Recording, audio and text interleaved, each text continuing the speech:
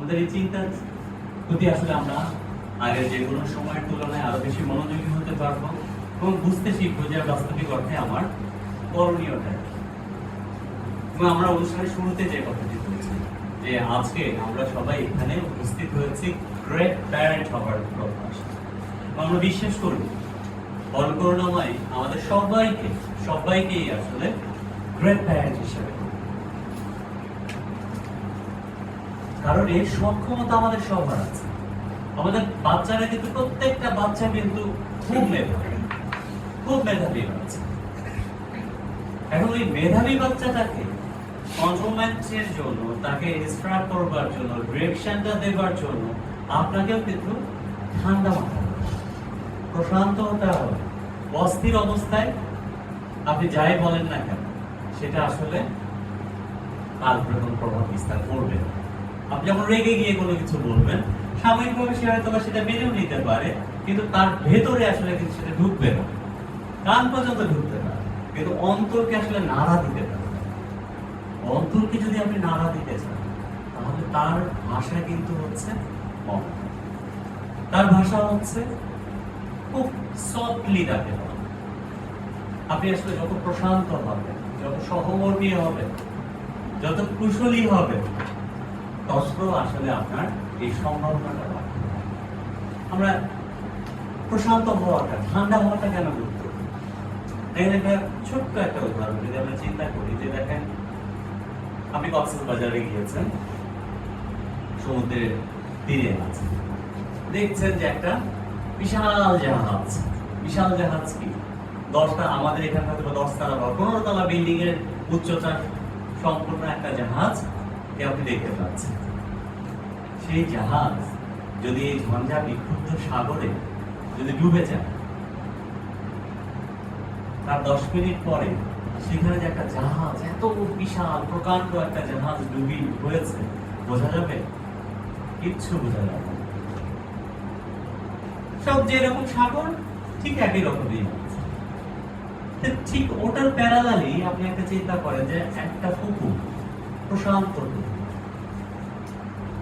সেখানে আপনি পাড়ে বসে আছেন, ছোট্ট একটা ঢিল আপনি ছুঁড়লেন পুকুরে।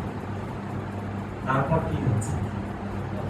সেই ঢিলের যে তরঙ্গ, এর প্রত্যেকটা তরঙ্গ কিন্তু আপনি দেখতে পাচ্ছেন।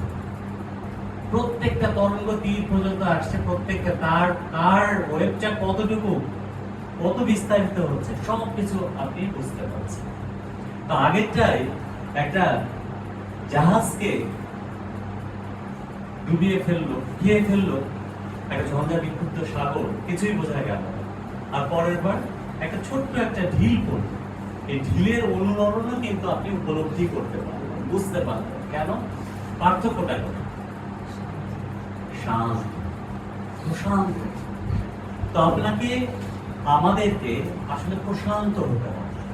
যদি আমরা অন্যকে যদি প্রভাবিত করতে চাই, তাহলে আমাদের প্রথম যে কাজটি করতে হবে, অন্যের দ্বারা প্রভাবিত হওয়া যাবে না। আপনি যদি অন্যের দ্বারা প্রভাবিত হন, তাহলে কিন্তু আপনি নিজে তাকে প্রভাবিত করতে পারবেন। প্রথমে আগে আপনাকে প্রশান্ত হতে হবে। এটাও আরেকটা উদাহরণ দিয়ে আমরা বলতে পারি যে, আপনি চিন্তা করে দেখেন যে আপনার কাছে কেউ হতে পারে কিছু চাইলো, আপনি কখন দিতে পারবেন? তখনই দিতে পারবেন যখন এটা আপনার কাছে থাকবে, তাই না? আপনার কাছে কিছু টাকা চাইলো কেউ, আপনার কাছে টাকা নেই, আপনি দেবেন কি? দিতে পারবেন? সম্ভব না। আপনার কাছে যাই চাক না কেন, first of all you have to deserve that one, then আপনি তো তাকে দিতে পারবেন। তো ঠিক একইভাবে প্রশান্তি বা শান্তিটাও কিন্তু এইভাবে, আপনাকে একটি শান্তি নিজের ভিতর ধারণ করতে হবে। শান্তি আপনার মধ্যে থাকতে হবে, প্রশান্তি থাকতে হবে। প্রশান্তি যদি আপনার মধ্যে না থাকে, আপনি কিন্তু দিতে পারবেন।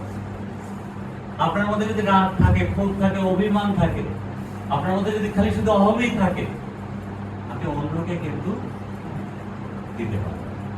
যার কাছে যা থাকে স্বভাবতই তিনি কিন্তু তাই দেবেন, তাই না? তো এই জায়গা থেকে আমাদের নিজেদের প্রতি আসলে চিন্তা করতে হবে যে আমরা নিজেদের প্রতি কতটুকু মনোযোগী হতে পারছি, আমাদের এই সফট স্কিল গুলোকে আসলে আমরা কতটুকু নার্স করতে পারছি, ডেভেলপ করতে পারছি কতটুকু।